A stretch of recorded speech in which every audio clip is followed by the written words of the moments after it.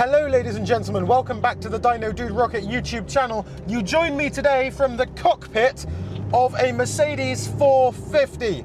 This thing is otherworldly, it's absolutely beautiful. I'm literally off-road in a Mercedes 450 SLC. This feels improper. Put it in park, handbrake on, the handbrake works. That was wonderful.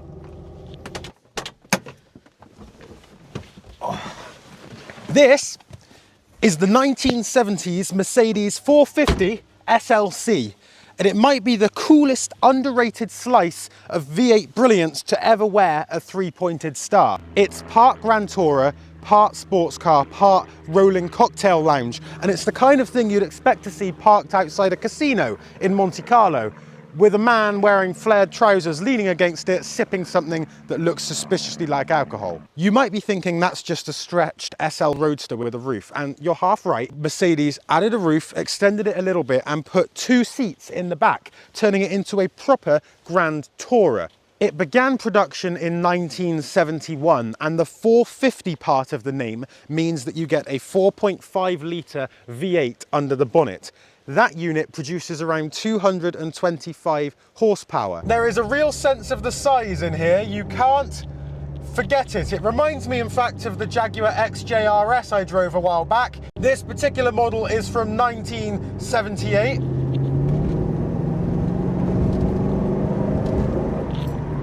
Oh, and when you put your foot down, it is otherworldly. Now, it's not ridiculously fast, we know that, but it's the fact that this vehicle is so old, so big and so heavy, yet it can still move like that, is still an incredibly cocooning location. I'm sat in here feeling remarkably comfortable. I'm on a relatively narrow road now, and I am a little bit concerned, I won't lie, trying to keep up with a 1970s G-Wagon, and he's really going for it. I am unaccompanied inside a Mercedes 450 SLC. God, this life is great. The car's huge, by the way. It's wide as the day is long, long as the day is long. And around corners, you do have to be very careful to give a lot of extra space where necessary. The owner is a man named Trevor, and he tells me that he actually did over 200 kilometers in this car very recently. So it's still as reliable as a classic Mercedes should be. We're about to cross the road now, and I'm a bit nervous.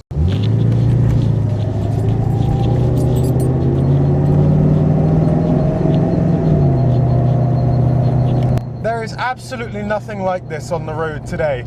All the high-end luxury cars that are produced nowadays include many creature comforts and many technological assists that detach you from the driving experience. I miss the golden age of cars, like when this came out, because I'm cocooned in luxury. I could spend a year in here and not feel like I'd aged a day, but I can still feel every ounce of the road. I can still enjoy the driving experience. That's something that's sorely lacking in today's market. The interior in here is just so beautifully upholstered.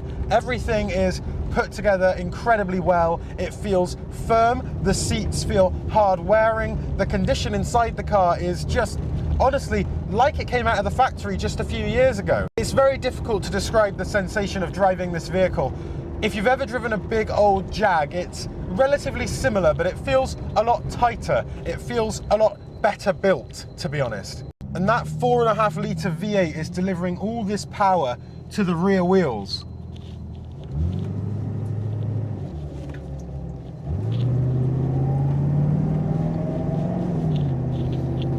A country road in the middle of nowhere, as we're on now, is exactly where a car like this was designed to be enjoyed. The outside lane of the Autobahn is also a valid contender, but heading through a small, sleepy village on a nice sunny British day, surrounded by trees and dog walkers, this makes me feel like a lord. This is the first Mercedes we've had on the channel, but hopefully it won't be the last. A lot of other manufacturers do everything they can to try and replicate the feeling that a Mercedes gives the driver, but there's nothing quite like the original. One thing I didn't mention because I didn't notice, the power steering in here is excellent. I hadn't even thought about it, which shows you how good it is. But a car from 1978 being as light as a Nissan Micra of today is another thing entirely. When you put the throttle down, it feels amazing, but there is some dead space for sure. The first quarter of depression on the throttle doesn't really do anything, and then it's the rest that hits you. The SLC was designed for driving serious distances.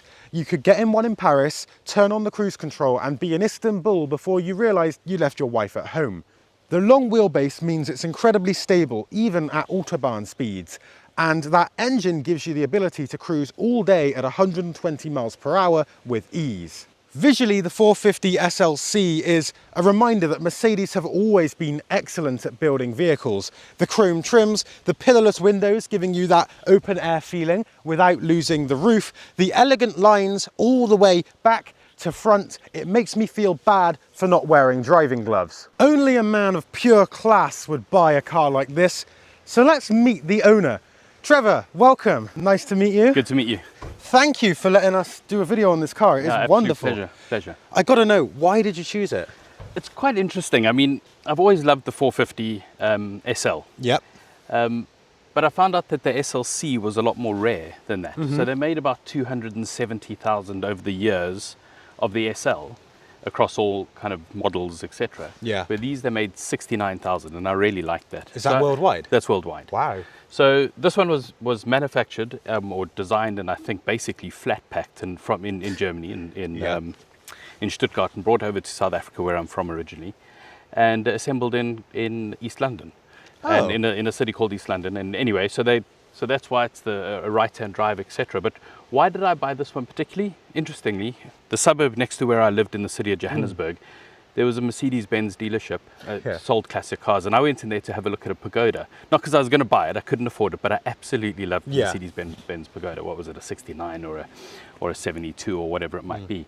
And I was looking at that, and I looked across and I saw this 450 SLC sitting there. She was a little bit unloved, a little bit of an ugly duckling against some of her compatriots that were standing on the floor. And I thought, that's the car I'm going to buy. Really? So just like that? Just like that. I saw it and I thought, I love the color. I love the green on green, you know, the interior being that kind of that avocado green and the thistle green exterior. Yeah. She looked really good. She seemed mechanically sound, and I thought, that's the car. So she was the second Mercedes-Benz that I'd bought in terms of a classic. The first one I bought was a W114 220 1972. And I called her pudding because it was like driving in a bowl of custard. It was beautiful. And anyway, I sold that one to build a wall around my house, being Johannesburg. Yeah. And then I thought, no, I've got to get myself another classic. And when I decided it, this was the one that I bought. And how long ago was that? I bought her in about 2015. So I've had her for 10 years. So you've been, I guess, a Mercedes fan your whole life? Yep. How many have you had in total? So pudding. Yep. I've had her. I had a W123 two-door. I had a W123 stock standard. I bought a 350, was it CLC or SLC when I first moved here to the UK? Yeah. I think there was one other that I've had. So it's about 7 of them. Wow. Only 6 classics, kind of between 1972 and up to sort of the 1988, 86. And then I bought the one which was a more modern 2005. I sold that one to buy that one in the background. And you'll see what that one is next time, so subscribe. So running this, how is it difficult? Is it reliable? By the way, if you're enjoying this video, liking and subscribing would be really helpful. And if you really want to go the extra mile, you can subscribe to my Patreon, where you'll get early access to all my videos, bonus content, the access to DM with me, and your name in the credits. If you can't do that though, simply leave me a comment, because that's just as valuable. I think it's a hugely reliable car. I tell a lot of people that it's almost like driving a modern vehicle, and people say, come on, how can it be? Everything's mechanical, etc. Electric windows, sunroof, automatic gearbox, power steering. It's got cruise control. It's got kind of all the mod cons just about. And she's really, really easy to drive. So, you know, she's pretty reliable. Get in, start her, etc. And I drove her before I moved from South Africa over here to the UK. I was kind of offloading a couple of cars because I also had a couple of other classic vehicles, and so I sold them, and I drove her for about 18 months every day as my everyday driving car, and never hiccuped, never gave me any mechanical issues. So she's really, really easy to live with. Wow. Of course, I've had the engine had a look at over the years, and I had the thermostat done because she was overheating, and that's the only things that I've had done to the car. Wow. So other than that, she's pretty much as you see her, as you get her.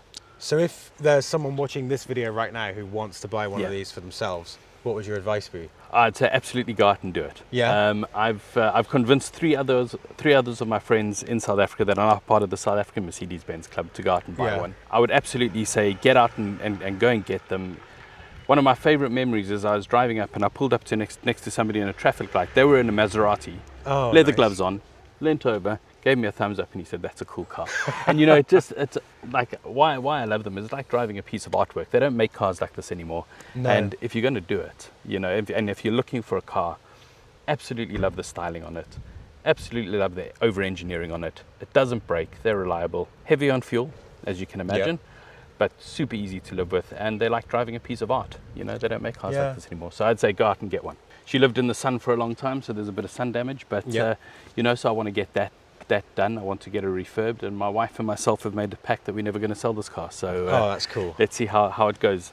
It was really interesting bringing it over from South Africa to here. We moved over in 2020, middle of COVID. A lot of people come over and they bring their containers with furniture, and they're setting up a new life. I bought this in the container, a few pieces of art and a carpet, and a couple of oriental rugs. That was really it, you know. So it was. It's been an important part of our life for 10 years. Absolutely loved it. Get it out whenever I can here in the UK when it's dry enough and warm enough, and or if there's not enough, if there's no salt on the road and ice on the road, then I bring her out and I drive her, and I put the more modern car away and get to drive her. So yeah. Mercedes actually turned the SLC into a rally car as well. The 5-litre SLC was produced in the 70s for the World Rally Championships. Can you imagine this big, luxurious German thundering through dusty rally tracks, overtaking Peugeots and Datsuns? It's a bit like a ballet dancer turning up to a fight. Nobody expected it, but gosh, it would be glorious. On the road, the 450 SLC isn't a sports car. It's more of a velvet sledgehammer. It glides, it wafts, the suspension is soft and the steering is light, and the brakes are perfectly adequate as long as you don't need to stop in a hurry. And because this is a Mercedes from the 70s, the cabin is pure West German practicality. Leather and wood, dashboard dials the size of dinner plates, and chairs so comfortable you could drive across the continent without your spine filing for divorce. The interior of this car reminds me very much of my head teacher's office at primary school. I spent a lot of time sat there waiting for her to come and tell me off for something, listening to a clock just like this.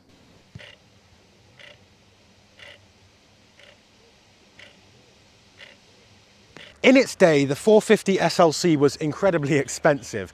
In the UK, it cost more than a Jaguar XJ12.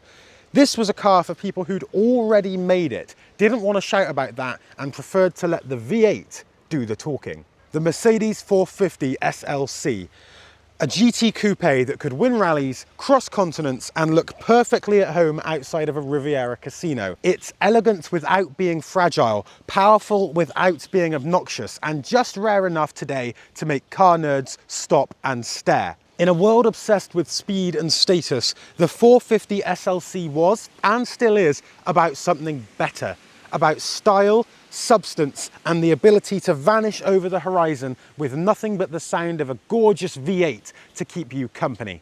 If you enjoyed watching this video, then I'd appreciate it massively if you could subscribe, leave me a like, and drop a comment. That helps the algorithm show my video to more people. There's a load of other content about cool, classic, and interesting cars on my channel if you're interested. And if you really want to help, I now have a Patreon. There's no obligations, but there's a bunch of benefits if you sign up over there. Thank you very much for watching. I'll see you next week.